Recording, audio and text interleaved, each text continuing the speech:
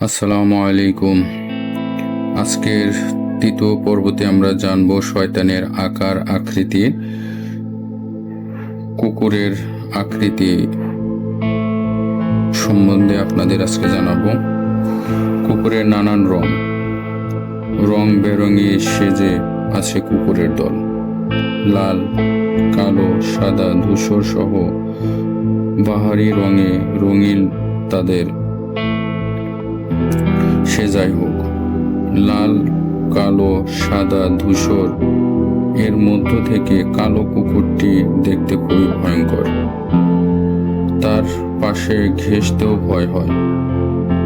ভয় তো লাগবেই, লাগাটাই স্বাভাবিক, কারণ শয়তান অনেক সময় কালো কুকুরের আকৃতি ধারণ করে।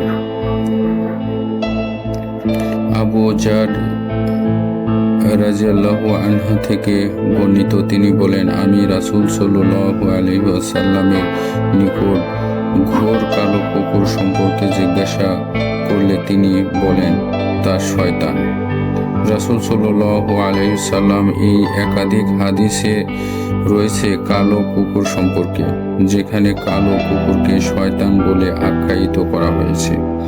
সুতরাং বোঝা যাচ্ছে শয়তানের মাঝে মাঝে কালো কুকুরের আকৃতি ধারণ করে।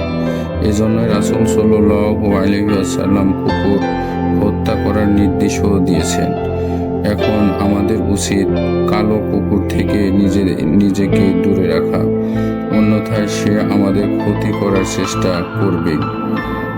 আর তাছাড়া কখন জানি শয়তান উক্ত কুকুরের আকার ধারণ করে আমাদের সামনে চলে আসে, তার কোনো ধারণাই থাকবে না।